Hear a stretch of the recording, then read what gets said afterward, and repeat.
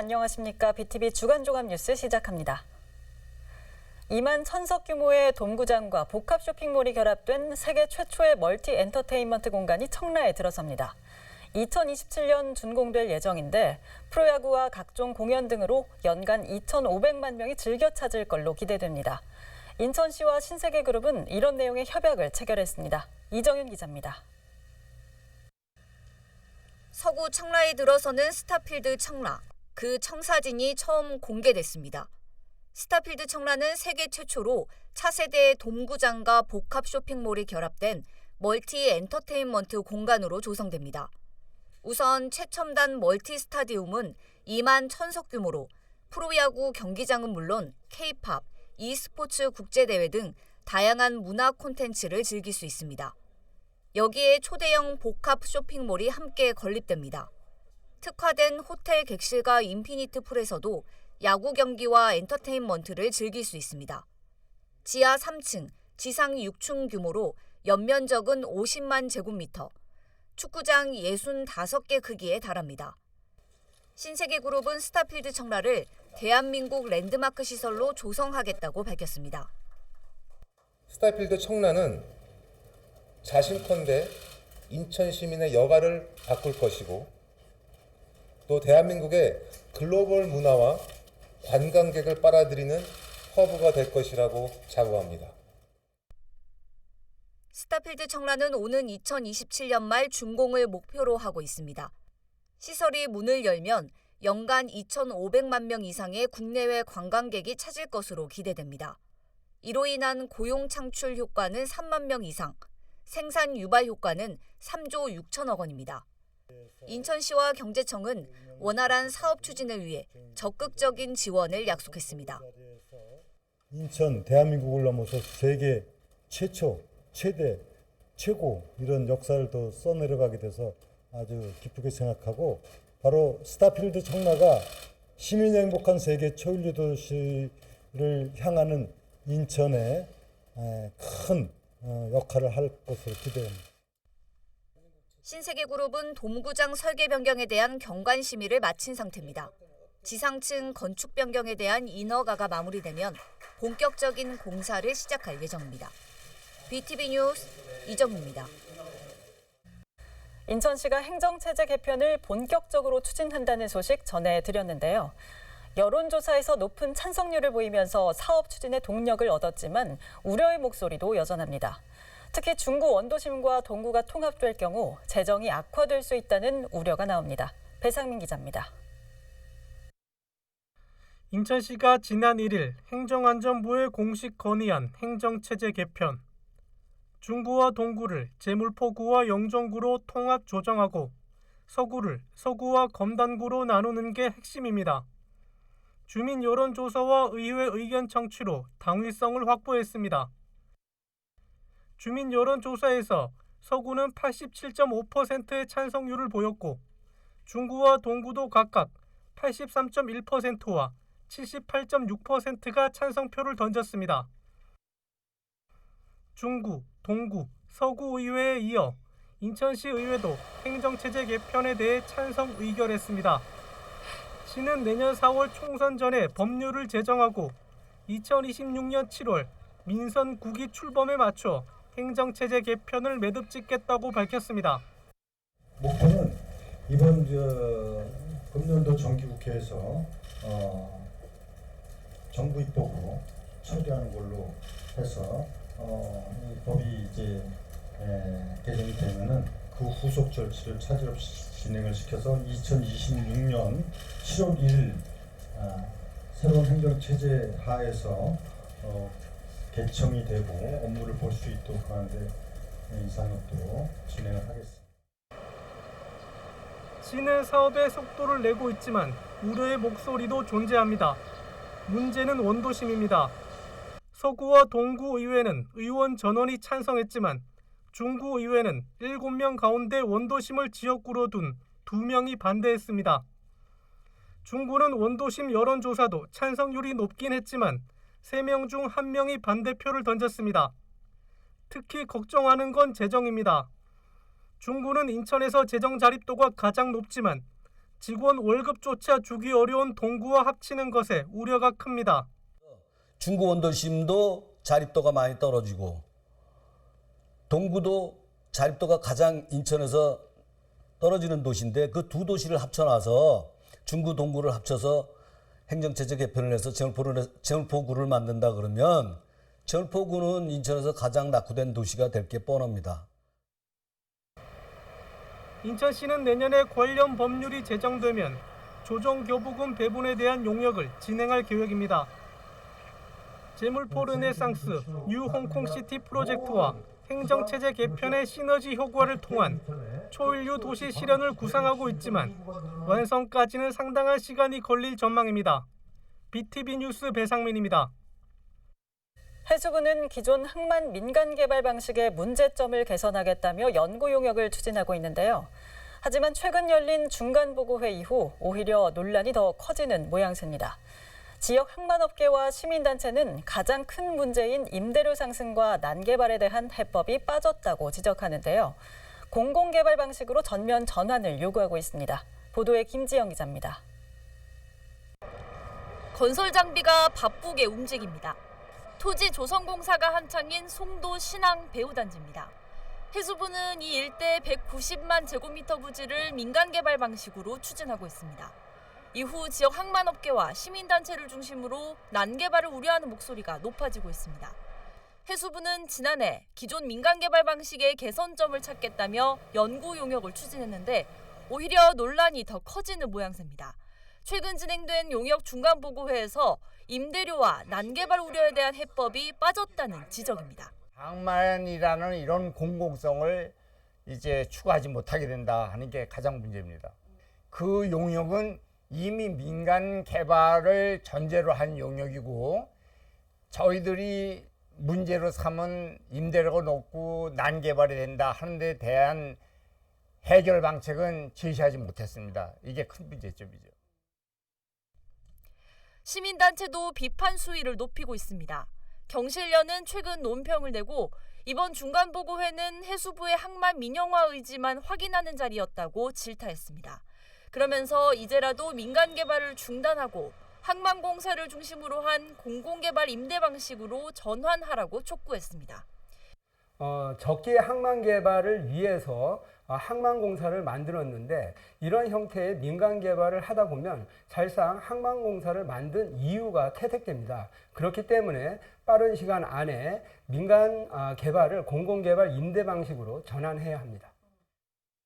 이에 대해 해수부는 민간 개발은 투자 재원을 다양화하기 위한 제도이며 분양가 상한제 도입 등 공공성 확보를 위한 보완책 도입을 검토하고 있다고 설명했습니다. 하지만 지역 항만업계와 시민단체는 항만 공공개발 방식으로 관련법 개정을 촉구한다는 계획이어서 이 문제를 둘러싼 논란은 앞으로도 계속될 전망입니다. BTV 뉴스 김지영입니다. 청라국제도시 주민들의 수건 사업인 시티타워 건설 사업이 난항을 겪고 있다는 소식 여러 차례 전해드렸는데요. 전환점을 맞게 됐습니다. 인천경제청과 LH가 사업 추진을 위한 협약을 체결했는데요. LH가 직접 시공사를 선정해 타워를 건설하고 경제청이 관리 운영하기로 했습니다. 배상민 기자입니다. 청라국제도시 랜드마크인 시티타워. 타워 높이만 448m. 국내 최고 높이의 타워로 세계에서도 6번째로 높습니다. 지난 2016년 사업 시행자가 선정되고 첫 삽까지 떴지만 공사가 중단됐습니다. 증액된 공사비를 놓고 LH와 사업 시행자 간 이견 때문입니다. 결국 LH는 지난달 시행자인 SPC 측에 계약 의무 불이행을 들어 계약 해지를 통보했습니다. 이런 가운데 시티타워 사업이 전환점을 맞게 됐습니다. 인천경제자유구역청이 지난 15일 LH와 청라 시티타워 협약을 체결했습니다. 사업 주체인 LH가 직접 시공사를 선정해 건설하고 건설 후 인천경제청에서 타워를 관리 운영하기로 한 겁니다. 청라국제도시 주민들이 원했던 청라 시티타워 외관과 높이 448m도 그대로 유지해 건설하기로 했습니다. 앞으로 LH는 공사비 산정 후 시공사를 선정해 시티타워 건설을 추진합니다. 인천경제청은 효율적인 타워 관리 운영을 위해 타워 관리 운영과 부지 활성화 용역을 추진할 계획입니다. 유정복 시장은 시티타워의 차질 없는 추진과 현안 해결에 최선을 다하겠다고 밝혔습니다. BTV 뉴스 배상민입니다. 올해 1월부터 4월까지 전국 세관에서 적발된 마약 밀수량이 사상 최다치를 기록했습니다. 우리나라도 더 이상 마약 청정국이 아닌 건데요. 우리나라 관문을 담당하는 인천공항 본부세관은 단속과 검사 인력을 늘리며 대응을 강화하고 있습니다. 구혜희 기자가 현장 취재했습니다. 상의를 탈의한 한 남성의 복부에 테이프가 여러 겹으로 감겨 있습니다. 테이프를 벗겨내자 투명 비닐에 포장된 상당량의 필로폰이 쏟아져 나옵니다. 지난 1월 말레이시아발 항공 여행객은 신체에 마약을 숨겨 밀반입하려다 공항 세관에 적발됐습니다. 이 남성이 들여온 필로폰은 모두 4,071g, 13만 5천여 명이 동시에 투약할 수 있는 양입니다. 갈수록 수법도 다양해지고 있습니다. 신체 일부에 숨겨 밀수하는 방식뿐만 아니라 사탕이나 초콜릿인 것처럼 포장하거나 분유 같은 가루형 제품에 숨겨 들어오는 경우도 있습니다.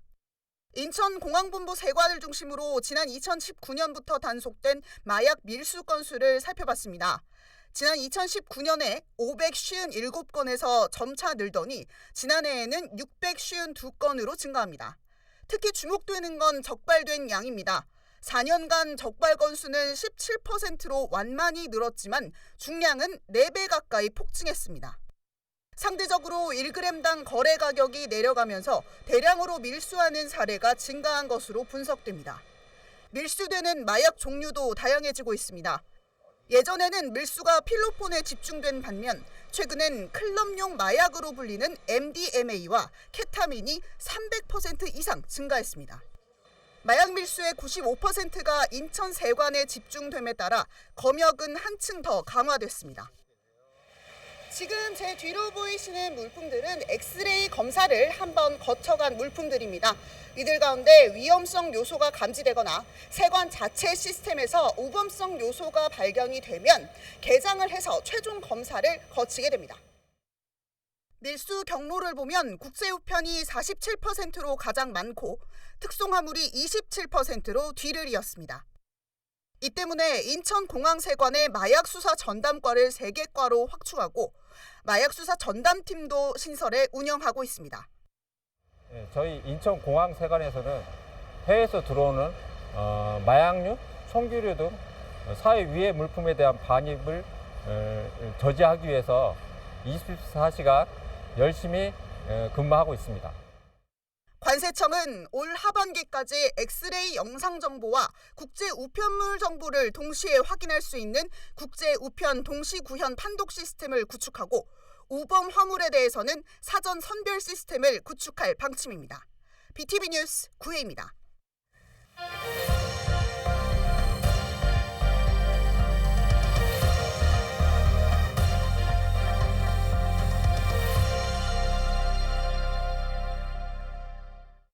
지역 소멸의 위기를 분석하고 그 대안을 찾아보는 케이블 TV 공동기획. 오늘은 공공의료 문제를 짚어봅니다. 보건지소는 섬이나 농어촌 지역의 유일한 의료기관인데요. 이곳에 주민들을 진료하는 의사들이 바로 공중보건의사들입니다. 그런데 이 공중보건의사들이 해마다 줄어들어 의료 공백이 커지고 있는데요. 먼저 그 실태를 SK브로드밴드 이정윤 기자가 취재했습니다. 옹진군 북도보건지소 내과 진료실. 환자가 아픈 증상을 이야기하며 진찰을 받습니다. 지금 배 아프고 그리고 또 불편한 게 있으세요? 배 아프고 약간 소화도 안 되는 것 같고. 만성질환 관리부터 기초진료, 약 처방까지 고령의 어르신들은 보건지소 방문이 더 잦을 수밖에 없습니다. 병원이 없는 섬에선 보건지소가 유일한 의료기관이기 때문입니다. 하루에 한 번도 오고 또 매 하루에 한 번씩 또 오고 그러세요. 지금 이 나이에 뭐 안 아픈 데 있나? 다 아프지. 온몸이 그냥 감기도 가고 뭐 그냥 이 다리야 허리가 아프고 그래요. 그래서 지금도 물려치려고 가잖아요. 당초 이 보건지소에 배치된 의과 공중보건의사는 2명. 하지만 최근 1명으로 줄었습니다. 이 때문에 야간과 주말 응급진료가 모두 중단된 상황. 주민들의 불편은 클 수밖에 없습니다. 토요일, 일요일 이럴 때 선생님이 안 계시니까 갑자기 복통이 일어나거나 오늘 같은 경우 집에 있는 상비약을 다 먹어도 별로 차도가 없을 때는 보건소 가야 되는데 좀 아쉬움이 있죠. 인천 섬지역 공중보건의사는 지난 2021년 87명에서 2022년 82명, 올해에는 81명으로 줄었습니다. 이전에는 어떤 응급 상황에서 저희 지소를 거쳐간다든지 아니면은 사실 노인분들께서는 의학적인 지식이 많이 없기 때문에 이게 응급 상황, 응급 질환인지 아니면 응급이 아닌지를 잘 모르시는 경우가 많아요. 그래서 그런 상태에서 저희가 응급 질환이다 아니면 뭐 비응급 질환이다 혹은 준응급 질환이다 이런 거를 감별해 주는 것만으로도 도움이 되는 경우가 많은데 이런 것들을 해내지 못하기 때문에 오는 어떤 주민분들의 불편감은 이루 말할 수는 없겠죠. 고령화로 의료 수요는 꾸준히 늘고 있는 반면 공중보건의사는 갈수록 줄고 있는 상황. 현실적인 대책 마련을 서둘러야 한다는 지적입니다. 공중보건의가 뭐 제가 설명하지 않더라도 굉장히 부족하다는 거는 현실인데 그래서 인천에서도 공공의료 강화로 공공의대 설립의 필요성이 대두돼서 범시민 기구가 출범하는 것으로 알고 있습니다. 그래서 이 부분에 저도 공감하면서 전문가들은 문제 해결을 위해 의대 정원 확대 등 관련 대책이 시급하다고 지적합니다. 또 공보위 감소를 막기 위해 처우 개선 등 실질적인 대안도 논의해야 한다고 강조합니다. BTV 뉴스 이정입니다. 도서 지역만큼 의료 기반이 취약한 곳이 접경 지역입니다. 경기 동북부 최북단에 위치한 연천군은 지역 소멸이 우려되는 곳인데 인구가 줄면서 자연스레 의료 기반도 위기를 맞고 있습니다. 의사를 구하지 못하면 진료조차 받을 수 없는 게 현실입니다. 딜라이브 권석화 기자입니다. 연천에는 병원과 약국은 고사하고 비상약을 파는 편의점마저 없는 곳도 있습니다. 이렇다 보니 주민들이 발을 동동 구르는 일이 잦습니다. 혼났어요. 먼저도 한번 병원이 그렇게 가차운 데 없으니까 그냥 응급실로 우선은 가는 거죠. 뭐 가구 수는 얼마 안 돼도 너무 땅이 넓다 보니까 여기저기에 있잖아요. 종합병원이 하나 딱 연천군에 있었으면. 지난달 말 기준 연천군 인구수는 41,811명. 하지만 10개 읍면을 통틀어 병원은 단 한 곳도 없습니다. 보건지소와 보건진료소를 포함한 의료기관 47곳이 있지만 여기에 약국은 22곳뿐입니다. 특히 미산면과 왕직면, 신서면 등 5개 지역은 약국도 없는 상태입니다. 이렇게 일부 지역들은 약국조차 없어 일반 의약품을 구하기도 힘든 현실입니다. 문제는 지역외상협력센터로 지정된 연천보건의료원으로 오는 응급환자를 살릴 인력도 부족하다는 겁니다. 응급실에 지금 공보의 5명이서 운영을 해요. 성형외과 소아과 의사가 하는데 정말 여기 밤에 응급 오는 거는 매 일평균 16명씩 와요. 여기가. 정말 간혹 가다 뇌출혈 환자들이 오거나 정말 시급을 급한 환자들이 오는데 거기에 대한 대책이 없어요. 연천보건의료원은 두 축의 의료진으로 운영되고 있습니다. 의료원에 소속돼 월급을 받는 봉직이 7명과 병역 의무 대신 공중보건 업무를 보는 공보의 12명으로 인력이 더 많은 공보의 중심입니다. 2년간의 봉직이 계약 기간이 끝나고 재계약을 하지 못한 봉직이의 해당 부서의 진료는 신규 채용이 될 때까지 잠정 중단하게 됩니다. 또다시 채용난 위기를 겪을 생각에 연천보건의료원의 한숨은 깊어져만 갑니다. 봉급을 또 많이 준다 해도 아시다시피 연천에는 극장 하나 없어요. 특히 그분들이 걱정하는 건 자녀들 교육이에요. 붙잡을 수밖에 없어요. 이분 가시면 만약에 한 부서가 없어지면 예를 들어 산부인과가 없다. 그럼 검진잔치에서 검진할 때 할 수가 없어요. 연천군의 공공의료기관 설립과 인력 확충은 이제 필요가 아닌 필수인 상황입니다. 딜라이브 뉴스 권석화입니다. 열악한 의료 서비스는 도서 지역과 접경 지역에 국한된 문제가 아닙니다.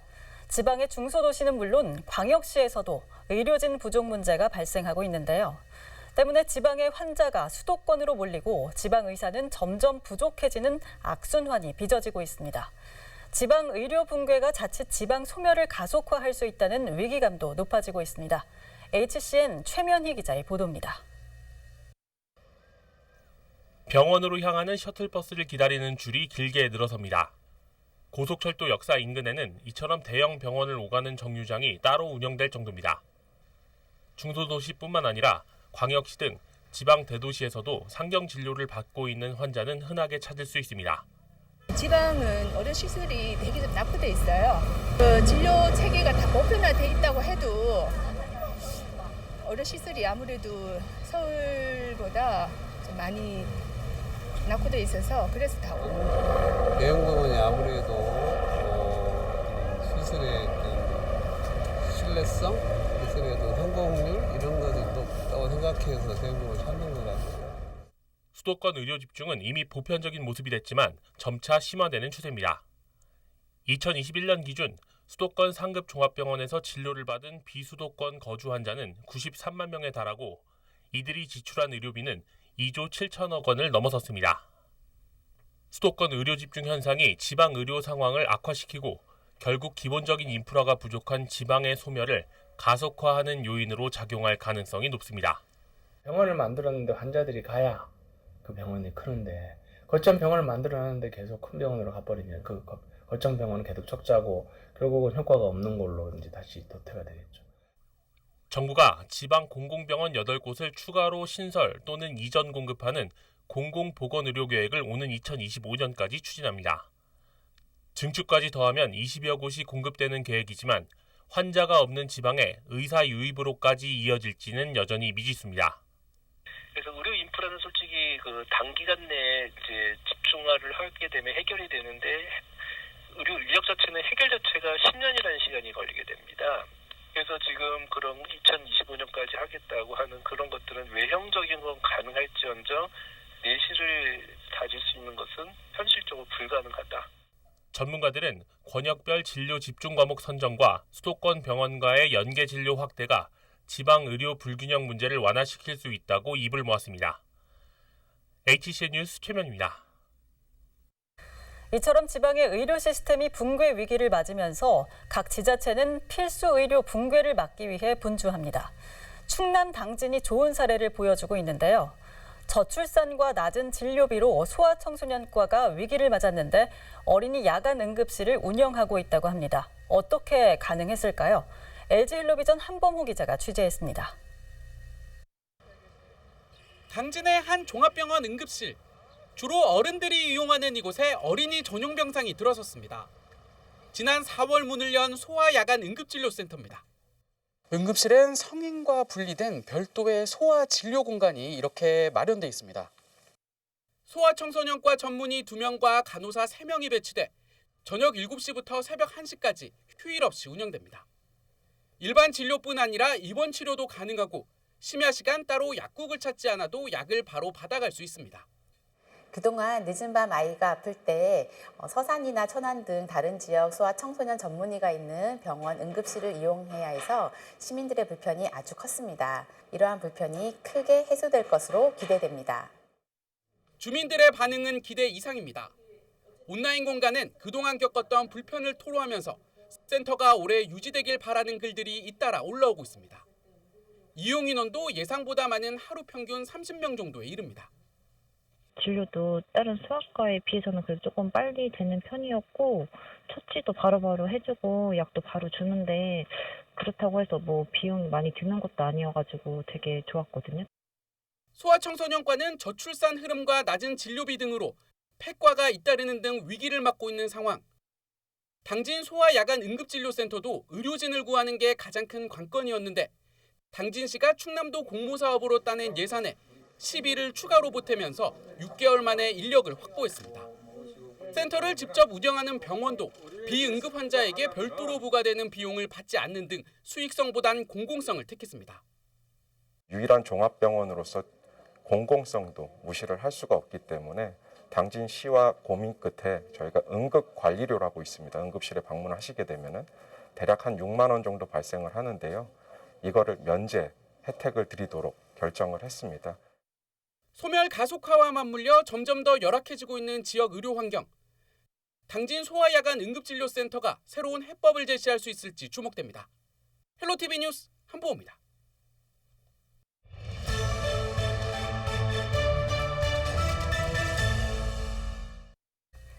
일본이 후쿠시마 원전 오염수 방류 초일기에 들어갔다는 소식이 전해지면서 해양도시 인천은 비상이 걸렸습니다. 특히 바다를 터전으로 살아온 어민과 어시장 상인들은 생계에 미칠 영향에 촉각을 곤두세우고 있습니다. 먼저 김지영 기자가 현장의 목소리 직접 들어봤습니다. 수년째 바다를 터전으로 살아온 민영무 씨. 후쿠시마 오염수 방류가 초일기에 들어갔다는 소식에 요즘 걱정이 이만저만이 아닙니다. 해양 생태계가 심각하게 훼손될 것으로 우려합니다. 지금도 보면은 가끔 어떤 뭐 폐유라든지 그 공장이라든지 이런 데서 나오는 그런 걸로 인해 가지고 고기들이 이렇게 좀 기형아식으로 된 고기들이 가끔 나와요. 가뜩이나 오염되고 뭐 여러 문제도 있는데 원전수 때문에 더 큰 문제가 될 것 같아서. 소래포구 어시장 상인들도 걱정이 태산입니다. 오염수 방류로 수산물에 대한 불신이 커지면 상권이 붕괴될 수 있다는 우려가 나옵니다. 일부 소비자들 사이에선 벌써 수산물 기피 현상이 현실화되고 있기 때문입니다. 방류 안 됐는데도 그렇게 하니 만약에 방류가 됐어. 그러면 이 서울의 시장은 문을 닫지 않을까 이렇게 생각을 들거든요. 엄청 심각해요, 이게. 특히 방사능 수산물에 대한 정확한 정보가 부족하다는 점이 불신을 키운다고 우려합니다. 구체적인 정보를 제공해야 문제를 해소할 수 있다는 지적입니다. 사전에 준비할 사항, 그 오염수가 방류하고 나서 또 뭐 대처할 사항 등등 여러 가지 그런 거를 미리 좀 알려줬으면 하는 바람입니다. 어느 정도 뭐 데이터가 좀 나와서 이런 부분에서는 요 정도를 조심하셔야 되고 또 이런 부분에서는 안전하고 이런 그 좀 데이터화된 어떤 표준을 좀 마련해 주셨으면. 실제로 소비자들의 후쿠시마 오염수 공포는 이미 확산하고 있습니다. 때 아닌 소금 사재기 현상이 대표적입니다.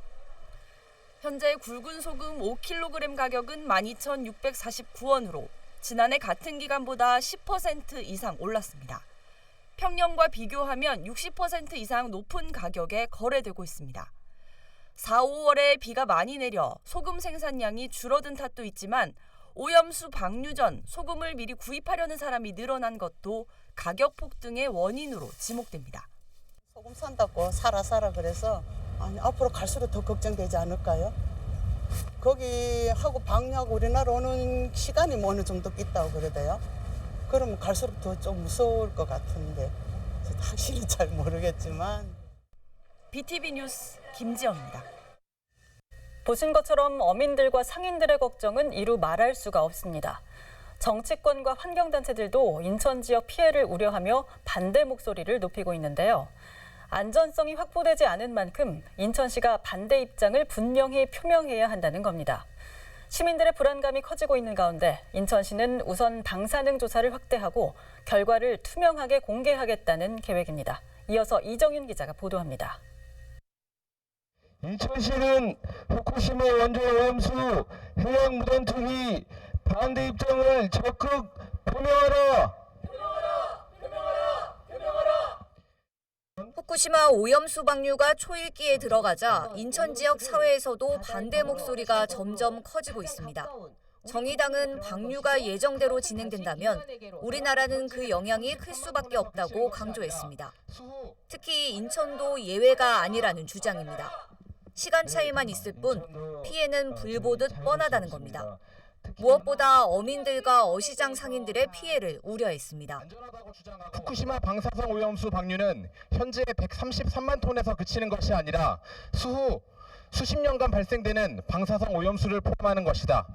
이 정도의 방사성 물질이 해양 생태계에 미칠 장기적인 영향을 생각한다면 방류를 저지하는 것은 지극히 상식적인 요구다. 환경단체도 인천시가 오염수 방류에 대해 반대 입장을 분명히 밝힐 것을 촉구하고 있습니다. 가장 큰 문제는 안전성이 확보되지 않았다는 것, 또 대형 탱크 저장이나 모르타르 고체화 처분 등 다른 방법이 있는데도 경제성 때문에 방류를 결정한 것이라고 지적하고 있습니다. 이 때문에 시민들의 건강권을 위해선 적극적으로 반대 입장을 표명해야 한다고 강조합니다. 전문가들에 따라 의견은 달리지만 인천 앞바다까지 오는데 길게는 5년 정도를 보고 있습니다. 인천도 해양 도시라서 가장 기본적으로는 소래포구나 연안부두 같은 수산물 관련 업종이 피해를 볼 것이라 예상이 되고요. 또 인천 연안에 섬들이 많지 않습니까? 이 섬들에서 갯벌 체험이라든지 해양 체험들이 이루어지고 있는데 이것도 바다 위에서 일어나는 활동이기 때문에 연쇄적으로 피해를 볼 것이라 예상됩니다. 시민들의 불안감이 커지고 있는 가운데 인천시는 관련 대책을 마련 중이라고 밝혔습니다. 인천시는 우선 수산물에 대한 방사능 조사를 강화할 계획입니다. 방사능 검사는 지난 2020년 174건에서 2021년 292건, 지난해에는 457건으로 해마다 늘고 있습니다. 인천시는 올해 조사를 더 강화할 예정이며 이를 위해 분석 장비도 추가로 구입합니다. 수산물 원산지 표시 지도 단속을 지금 더 강화하고 있고, 그래서 이제 소비자하고 생산자들에게 더 원산지가 이제 더 투명하게 될 수 있게 지금 지도 단속을 강화하고 있고, 특히 이제 일본 수입 수산물에 대해서 걱정하시는데 그 부분에 대해서 더 중점적으로. 인천시는 수산물 방사능 조사 결과를 시민들에게 공개하고 일반 시민이 조사 과정을 볼 수 있도록 참관 프로그램도 운영 중입니다. 시는 무엇보다 수산물에 대한 안전성을 확보하고 피해를 최소화하기 위해 지속적으로 중앙정부와도 대책을 협의해 추진하겠다고 밝혔습니다. BTV 뉴스 이정윤입니다.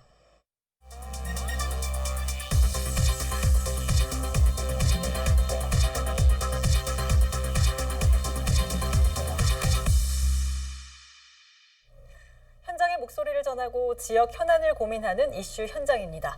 지난 2021년 7월 유네스코 세계유산위원회가 우리나라 서남해안의 갯벌 4곳을 세계 자연유산으로 등재했습니다.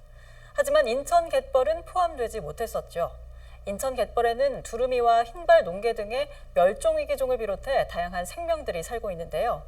인천시가 2026년을 목표로 인천 갯벌의 유네스코 세계자연유산 등재를 추진 중입니다.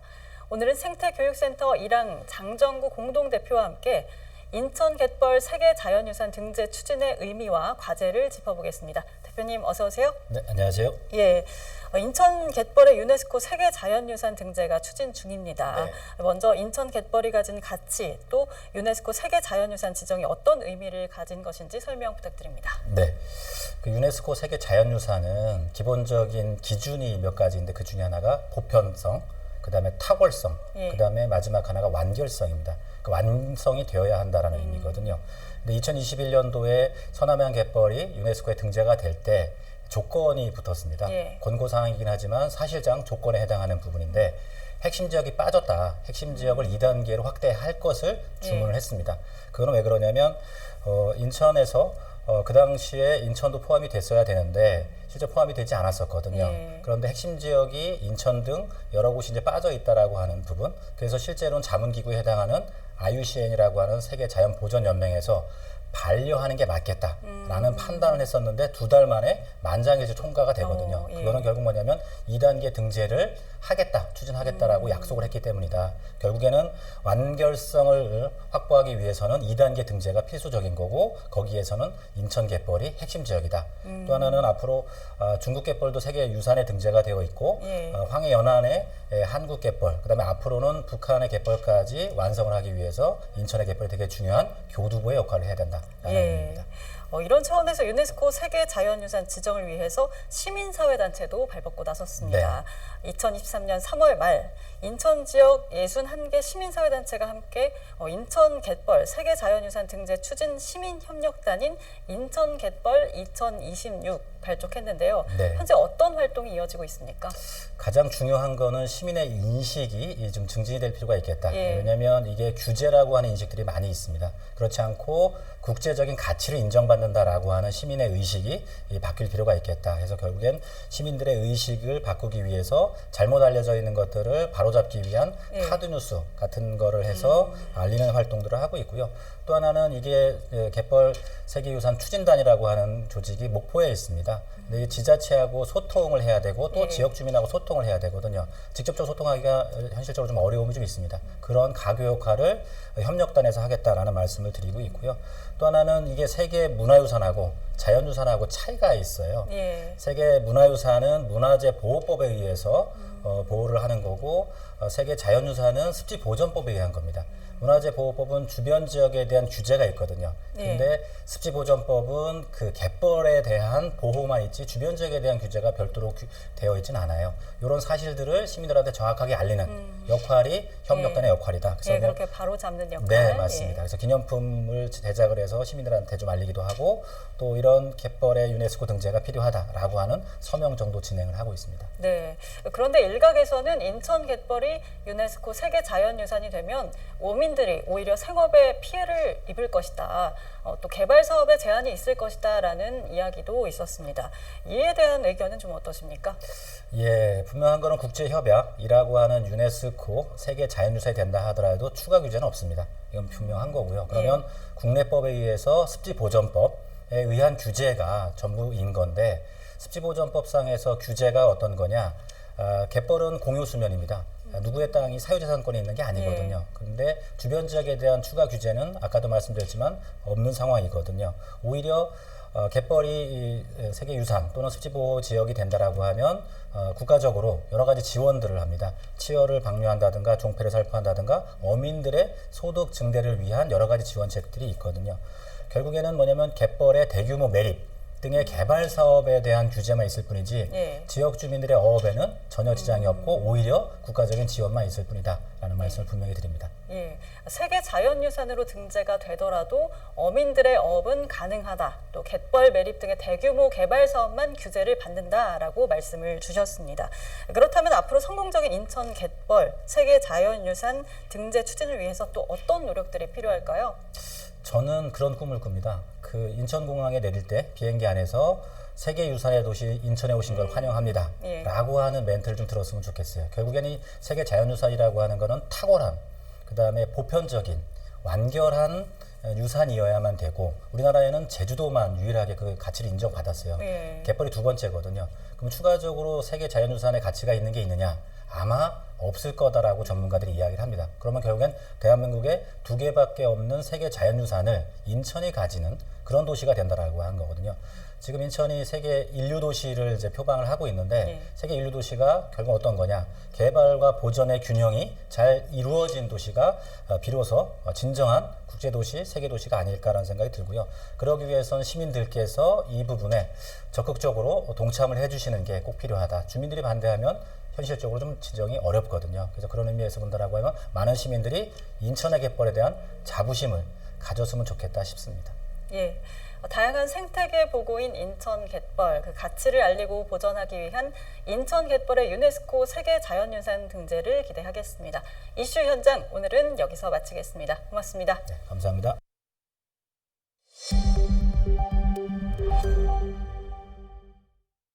서구 대곡로에 보행로가 없어 주민들 안전이 위협받고 있다는 소식 전해드린 바 있는데요. 행정당국이 보행로 확보를 비롯한 개선책을 제시했습니다. 하지만 주민들은 반쪽짜리 대책이라며 추가 대책을 요구하고 있습니다. 구혜희 기자가 취재했습니다. 서구의 한 도로 폭이 4m에 불과한 좁은 도로에 차들이 쌩쌩 내달립니다. 특히 보행로가 아예 없다 보니 주민들은 위험천만한 도로로 내몰립니다. 실제 운전자 시점에서 도로 상황은 어떨까? 취재진이 마을 주민과 함께 직접 도로를 운전해봤습니다. 도로가 너무 좁아 마주오는 차량이 있으면 한 차량은 무조건 한쪽으로 비켜 서야 합니다. 차량 통행이 이렇다 보니 보행자는 사고 위험에 노출될 수밖에 없습니다. 일방 통행으로 돼 있어서 다니는데 사람 자체는 아예 못 다닌다니까. 사람이 다니면 너무 위험하네요. 아니 지금 여기 농사 짓는 사람 농기계도를 못 갖고 다닌다니까요. 인천시와 서구청이 대책을 내왔습니다. 대곡로 3km 구간 중 900m 구간에 임시 보행로를 설치하겠다는 구상입니다.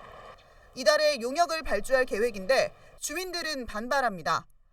3km 전 구간에 설치하지 않을 경우 주민 안전을 보장하기 힘들다는 겁니다. 사람만 다닐 수 있을 정도만 되면 되겠다 이거예요. 근데 그 900m 생생내기 하는 거 아니에요. 그럼 이 나머지 동네 사람들은 진짜 지금 거기는 인도라도 되고 차가 2대라도 비켜야지만 여기는 한 대밖에 못 비켜하는데 어떤 게 더 중요하고 어떤 게 시급한지는 주민들은 알고 있잖아요. 이번 사업 구간에서 제외된 두밀마을은 차도라도 우선 확장해 줄 것을 요구합니다. 인천시와 서구는 최대한 예산을 확보해 중장기 계획을 세워 주민 불편을 최소화하겠다고 밝혔습니다. BTV 뉴스 구혜입니다. 민선 8기 남동구가 만수천 생태하천 복원 사업을 추진하고 있는데요. 중간 용역 보고회에서 잃어버린 하천 기능을 되살리는 방안이 제시됐습니다. 생태와 문화, 역사가 어우러진 하천으로 조성한다는 계획입니다. 보도에 김지영 기자입니다. 민선 8기 남동구가 추진 중인 만수천 복원 사업. 수십 년 전 복개해 주차장으로 사용 중인 공간을 생태하천으로 되돌리는 프로젝트입니다. 남동구는 지난해 말 관련 용역에 착수했습니다. 최근 이뤄진 중간 용역 보고회에선 만수천 복원 사업의 일부 청사진이 공개됐습니다. 전체 사업 구간은 2.4km로 총 3개 구간으로 나누어 진행됩니다. 하천 기능을 잃어버린 만수천을 생태와 문화, 역사 자원이 어우러진 하천으로 조성하겠다는 구상입니다.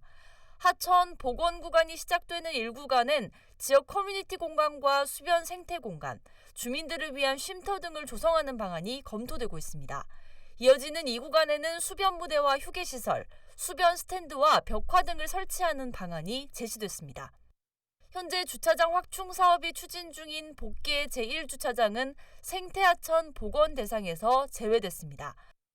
최근 인천시가 추진 중인 재개발 사업 공모에 만수천 인근인 9월 4동과 만수 5동이 후보 지역으로 제출됐습니다.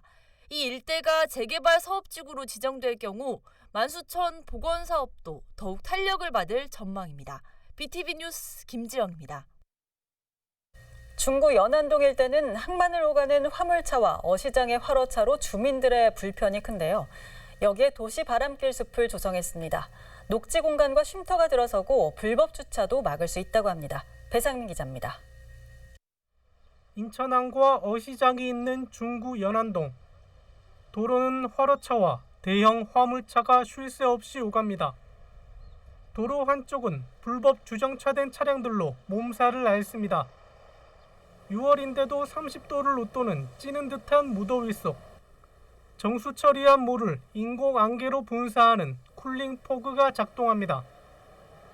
원형 의자에 앉아 블루투스를 연결하면 스피커에서 음악이 나옵니다.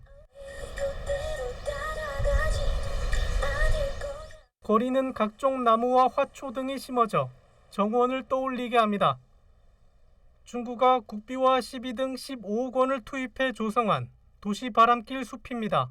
도로 및 항만에서 발생하는 미세먼지를 저감하고 도심지 열섬 현상을 완화하여 원도심 정주 여건을 개선코자 유유부지인 도로 1개 차선을 활용하여 녹지 및 휴게 공간으로 조성한 도시숲입니다.